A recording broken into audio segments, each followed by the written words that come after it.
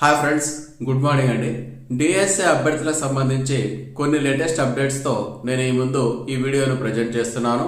ఈ latest updates తెలుసుకోవడం ద్వారా మీకు డిఎస్సి నియామక ప్రక్రియ మీద ఒక అవగాహన వచ్చే అవకాశము ఉందండి. ముందుగా ఈ అప్డేట్స్ ఉన్నటువంటి ముఖ్యమైనటువంటి విషయం ఏంటంటే, చాలామంది అభ్యర్థులు టెట్ రాసేటప్పుడు వారికి టెట్ క్వాలిఫికేషన్ లేకపోయినా మేము టెట్ పాస్ అయ్యామని అబద్ధం చెప్పి అప్లై చేసి ఎగ్జామ్ రాయడం జరిగింది.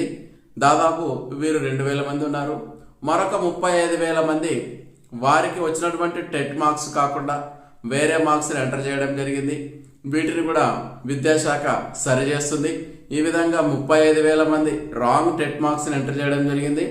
2,000 మంది టెట్ క్వాలిఫికేషన్ లేకపోయినా వాళ్ళకు టెట్ క్వాలిఫికేషన్ ఉన్నట్టుగా పేర్కొని ఎగ్జామ్ రాయడము జరిగింది. ప్రస్తుతం రాష్ట్ర విద్యాశాఖ వీటన్నిటిని సరిచేసి ఆ తర్వాత రిజల్ట్స్ రిలీజ్ చేసే అవకాశము ఉంది. దీని ద్వారా ఏమవుతుందంటే, ఒకవేళ ఈ అభ్యర్థులకు ఎక్కువ మార్కులు వచ్చింటే డిఎస్సి కట్ ఆఫ్ తగ్గే అవకాశము ఉందండి. ఇదండి మొదటి అప్డేటు.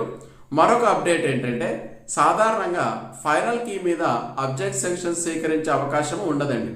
కానీ ఈసారి ఏం చేశారంటే, చాలా అబ్జెక్షన్స్ అభ్యర్థులు రైజ్ చేయడంతో ఫైనల్ కీ పైన కూడా అబ్జెక్షన్స్ స్వీకరిస్తున్నారు. కొంతమంది అభ్యర్థులు అక్కడ ఆఫీస్కి వెళ్ళి అక్కడ తమ దగ్గర ఉన్నటువంటి బుక్స్ను రెఫరెన్స్గా చూపిస్తూ పలానా అబ్జెక్షన్స్ ఉన్నాయని చెప్తున్నారు. వాటిని రాష్ట్ర విద్యాశాఖ పరిశీలిస్తుంది. ఆ అబ్జెక్షన్స్ అన్నిటిని చాలా వివరంగా, చాలా విపులంగా అభ్యర్థులు అధికారులకు వివరిస్తున్నారు. వారందరూ కూడా వాటిని గమనించి ఏమైనా తప్పులుంటే సరిచేస్తున్నారు. కొన్ని ప్రశ్నలను తొలగించడము, కొన్ని ప్రశ్నలకు మార్క్స్ యాడ్ చేయడము, ఈ విధంగా చేయడం ద్వారా ఫైనల్ కీ మీద ఇక ఎవరు వేలు పెట్టి చూపకుండా ఉండే విధంగా అధికారులు ఫైనల్ కీని తయారు చేస్తున్నటువంటి విషయం మనకు తెలుస్తుందండి. మరొక ముఖ్యమైన విషయం ఏంటంటే, చాలా మందికి తెలిసే ఉంటుంది, ప్రింట్ మీడియా ద్వారా, ఎలక్ట్రానిక్ మీడియా ద్వారా కోర్టులో నార్మలైజేషన్ అనే ప్రాసెస్ మీద ఒక కేసు నడుస్తుంది. ప్రస్తుతానికి కేసు వల్ల ఎటువంటి ఇబ్బంది లేదండి.